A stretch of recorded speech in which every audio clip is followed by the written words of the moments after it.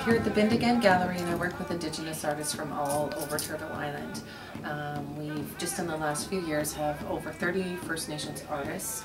I have the privilege of working with the Schilling family, Travis and Bawabin Schilling, and working with the family of the late Arthur Schilling.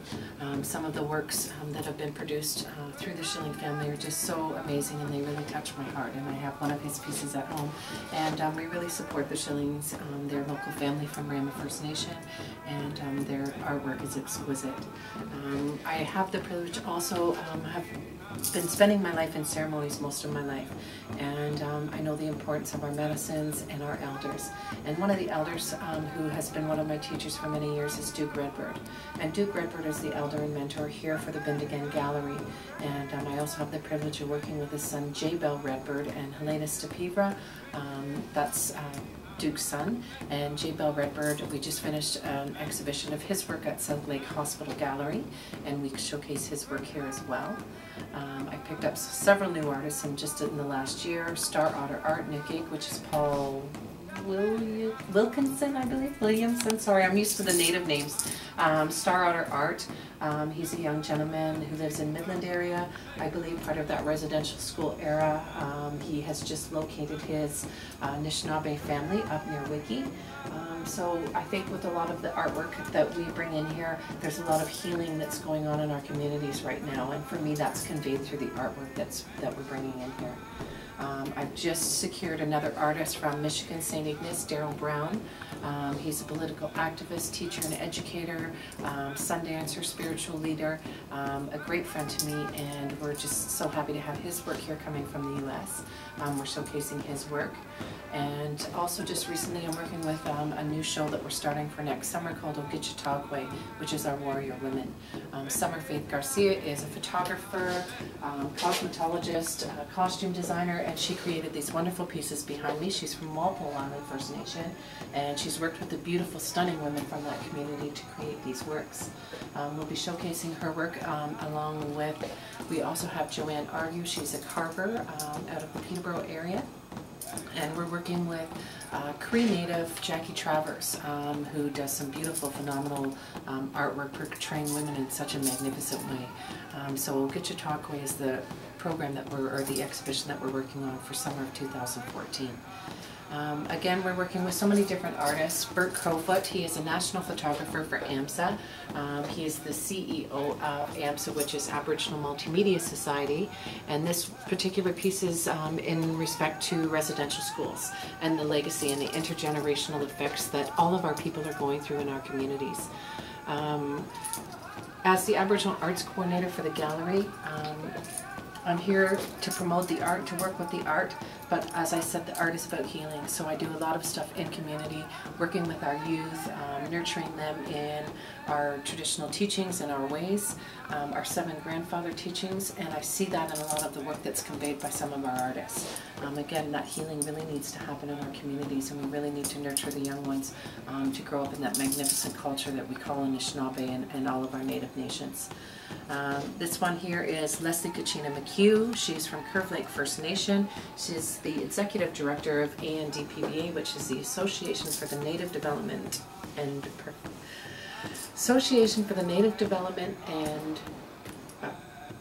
Performing Arts. I was going to say professional, performing arts, and you know, it's just really great to have her coming on board, her and her partner Lindy. He's also an artist, and we just completed some traditional skills training workshops. We're doing eagle bustles, we're making fans for traditional dancers, and it's about healing our communities one dancer at a time. Being able to bring these traditional skills teachings through the Bindigan Gallery, teaching people how to do it so that we can train them to go into their own communities and teach other people, so that these dying arts, and I shouldn't say dying, there just isn't so many people that are doing them anymore, and a lot of our young people don't know how to do it. A lot of them want to get out there and dance on the trail, and it's a big cost for a lot of people. In our communities, we're worried about, you know, groceries in the fridge and paying the bills, and sometimes, you know, those eco buses can go for so much money. So if we can help alleviate that cost and get some of these traditional skills teachings and trainings out to our young people, that's really what my role here is at the Bindigan Gallery, nurturing those young ones to find that artist in themselves. Our elders prophesied a time that we would survive through our art and through our culture. This is the 7th generation, they say, that's going to pick up the drum, pick up the language, pick up the arts, and that's how we're going to survive and heal our people. So I feel I'm just a conduit in the sense of that I can help present the art, I can help bring things together. I'm an organizer and planner in that sense, and I really want to work with our communities, nurturing that within each of us. I've had the privilege just recently of working with the Norval Morrisseau collection, worked with several collectors. We just finished Copper Thunderbird, Norval Morrisseau. Working with his artwork was just, it was such a coup for me, I guess. He's been one of my inspirations for so long. He was also a residential school survivor. And, you know, we're at that time, people say, you know, get over it. It's residential school, it happened so long ago, move on, move forward. But our people are still reeling from those effects of that intergenerational residential school treatment. You know, we know the physical abuse, the sexual abuse, the trauma, but also the loss of our culture, the loss of our language, the loss of our identity, the loss of our land. We're identified through the land and all the green that we see around us. The water, we're all made up of water. I believe it's 85% water, 15% mineral. So when I look at my friends and I look at my family, I know that they're made of that water, that sacred Nabish. For me, I'm an Anishinaabe water walker, and I was really proud that the Georgina Art Center and Gallery and the people here in Bindigan supported me in that walk. We walked around my traditional territory of Rice Lake with the other Anishinaabe water walkers. I think it has to go hand in hand. We can't just showcase the art and not the healing and the artist and the community and the identity that goes with each and every piece. So that's my role here in the community in the Bindigan Gallery. I just always want to be part of the solution and not part of the problem. And there's so much going on in our communities, reeling from this intergenerational abuse, the extermination policies and assimilation policies imposed by the federal Canadian government, as well as the U.S. government. I mean, there is no borders for us. So anything I can do to help move our people forward in the magnificent way that we are, that's my role and responsibility.